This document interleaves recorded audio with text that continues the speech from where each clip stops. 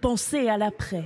Les incendies de forêt ne peuvent pas être qualifiés de catastrophes naturelles. Leurs sinistrés ne bénéficient donc pas du système de partage du coût entre les assureurs privés et le réassureur public. Mais alors, comment être indemnisés ? Les particuliers sont invités à contacter leur compagnie d'assurance dans les 5 jours suivant le sinistre pour qu'un expert mandaté puisse rapidement se déplacer. Le travail que fait l'expert en général avec l'assuré, c'est de reconstituer les différentes pièces, donc la façon dont il était meublé, l'emplacement des différentes pièces, et puis d'essayer d'inventorier effectivement tous les biens qu'il pouvait y avoir dans les différentes pièces de la maison. Et ensuite, l'expert procède à une estimation des biens sur la base éventuellement des photos qui pourraient être transmises. Les maisons sont généralement couvertes par une garantie multirisque dont fait partie l'incendie. Mais attention, tous les contrats ne couvrent pas certains ouvrages extérieurs, comme par exemple le portail, l'abri de jardin ou encore la piscine. Au total, dans l'Aude, 36 logements ont été détruits ou endommagés et 54 véhicules ont été brûlés. Il faudra cependant encore attendre plusieurs jours pour connaître le montant exact des dégâts causés par l'incendie.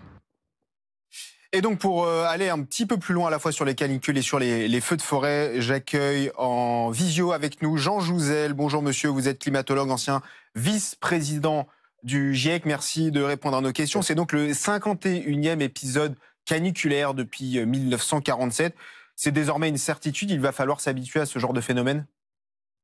Oui, il va falloir ça. Bonjour. D'abord, il va falloir s'habituer à ce phénomène. Ce que nous vivons aujourd'hui, c'est vraiment ce que nous anticipons depuis, je dirais, pour ce qui me concerne, peut-être une 50aine d'années. Donc, ce réchauffement climatique lié à nos activités se concrétise, se traduit en particulier par des événements extrêmes, sécheresse à répétition, canicules, et puis aussi des pluies plus intenses. On peut avoir donc, nous sommes dans ce contexte de sécheresse. Alors, sécheresse des sols, disons, et comme l'a souligné Florent Boutet aussi, très faible humidité de l'atmosphère, canicule. Alors, ces deux phénomènes sont effectivement des ingrédients qui favorisent l'expansion des feux de forêt, alors, et qui dépendent de nos activités qui sont liées à ce réchauffement climatique et qui vont s'intensifier. Alors, ce n'est pas le cas pour la tramontane, disons, ce n'est pas directement lié au réchauffement climatique, mais on voit bien que 2 des 3 ingrédients de ces feux de forêt sont directement liés au réchauffement climatique, et on doit s'attendre à des sécheresses beaucoup plus importantes, beaucoup plus fréquentes, plus précoces également, plus tardives. Disons, la saison des feux s'étendra plutôt de juin à septembre, et même on peut craindre certains feux l'hiver, parce qu'il y a des périodes très sèches aussi. Elle s'étend aussi disons, globalement, en termes géographiques. Moi, je suis en Bretagne, là, et on a eu des feux en Bretagne, Brocéliande. Bon, ce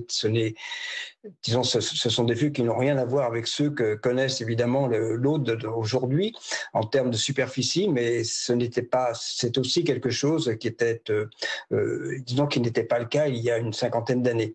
Donc oui, des risques de feux de forêt de plus en plus importants. Alors c'est vrai à l'échelle planétaire, c'est vrai sur le pourtour méditerranéen, et donc il faut absolument en prendre la mesure, et à prendre la mesure, c'est de la prévention aussi, évidemment, des moyens de lutte contre les feux qui devraient être probablement accrus. Mais par rapport à votre question, c'est clair que nous sommes dans un contexte qui risque de s'aggraver par rapport au risque de feux de forêt, y compris sur le pourtour méditerranéen, mais peut-être plus globalement, alors disons plus largement en France et plus globalement en Europe et à l'échelle planétaire. Cet hiver, on a beaucoup parlé du fait que les nappes phréatiques se sont beaucoup réalimentées. Au final, ce n'était qu'une illusion et les sols sont secs. Non. Oui, alors non, ce n'est bon. Il y a effectivement, quand on parle d'humidité, il y a l'humidité de l'air, il y a les quantités de précipitations. Donc, il y a eu de faibles précipitations en juin. Depuis pratiquement, disons, on a eu des déficits de précipitations au cours des derniers mois.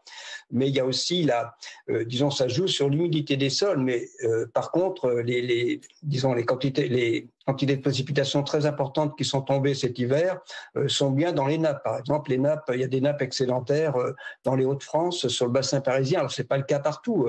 Et dans la région de l'Aude, par exemple, dans le Roussillon, eh bien, ce n'est pas le cas. Les Pyrénées-Orientales, par exemple, sont les souvent... Pyrénées-Orientales, oui. Donc, les Pyrénées-Orientales souffrent à la fois d'un manque de précipitations. Alors c'est assez, mais effectivement, ce n'est pas le cas de l'autre côté des Pyrénées où il y a eu des pluies très intenses en Catalogne. Mais dans les Pyrénées-Orientales, ça reste au niveau des nappes et au niveau de l'air, au niveau des précipitations et au niveau des sols. Et donc, ça cumule toutes ces difficultés par rapport au risque bien sûr, de feux de forêt. Est-ce que dans le sud du pays, il va falloir désormais s'habituer à ce que le climat se transforme et qu'il tende vers un climat un peu plus désertique? Est-ce que c'est une possibilité, un paramètre à prendre en compte? Oui, oui, disons, on peut pas parler de désert, mais en tout cas, disons, d'une attention très forte à porter, disons, à l'utilisation de l'eau, parce que les précipitations risquent de diminuer, y compris l'hiver dans le sud de la France, sur le pourtour méditerranéen, et surtout l'évaporation augmente. C'est un des phénomènes qui est très fort et dont on oublie l'importance. Si les sols sont très secs, c'est parce que le mois de juin a été aussi très chaud. Hein, bien sûr, il y a un déficit de précipitation, mais la chaleur, disons, joue l'évaporation des sols à partir de la végétation est très importante quand on a ces températures. Et donc, c'est effectivement un risque. Oui, le risque, alors je ne parlais pas de désertification, mais on va aller vers des conditions telles que celles de l'Andalousie. À échéance, si on a plus 4 degrés, eh bien, ce sera l'Andalousie avec des sols très secs. Alors, ce risque est bien là sur le pourtour méditerranéen, effectivement. Avec les incendies dans l'Aude, on a vu l'intérêt des vignes qui servent souvent de pare-feu. Est-ce que l'aménagement du territoire est un paramètre important pour lutter contre des incendies? C'est essentiel. Quand on regarde l'évolution des feux de forêt en France, dans les années 70, ils étaient relativement importants, très importants. Ils ont diminué parce que justement, il y a des préventions, de l'aménagement. Donc, ça montre que l'aménagement du territoire est très important. Et puis, leur progression en termes d'hectares, disons, de kilomètres carrés, disons, brûlés chaque année, reprend à cause du réchauffement climatique. Mais il ne faut pas baisser les bras et c'est bien la prévention qui doit être au cœur disons, de notre stratégie par rapport au feu. Bien sûr, c'est essentiel disons, y compris de travailler l'hiver pour essayer d'éviter des feux au printemps et à l'été, et avec des risques qui s'étendent jusqu'au début de l'automne. Donc, oui, c'est la prévention qui doit être au cœur d'une stratégie, mais elle l'est d'ailleurs. Voilà, donc, mais peut-être que certaines personnes ne comprennent pas que cette prévention doit être extrêmement, c'est toute l'année. Et puis aussi, bon, c'est quand même regrettable sur ce feu. J'ai compris qu'il y avait peut-être encore enfin, disons, c'était peut-être un feu d'origine criminelle, enfin pas d'origine vraiment accidentelle. Vraiment, ça pose des questions aussi sur le comportement de chacun d'entre nous, de nos populations.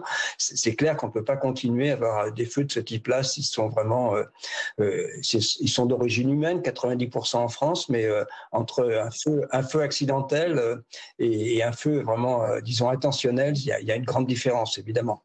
Question rapide, réponse rapide. Les politiques publiques sont-elles à la hauteur des enjeux qui viennent? Les politiques publiques le sont en termes de prévention, peut-être pas en termes d'équipement. On voit que en termes d'équipement, on parle beaucoup disons, de Canadair qui sont en bout de course. Donc, il y a peut-être un effort à faire en termes d'équipement, mais c'est aussi beaucoup de collaboration au niveau de l'Europe qui se passe.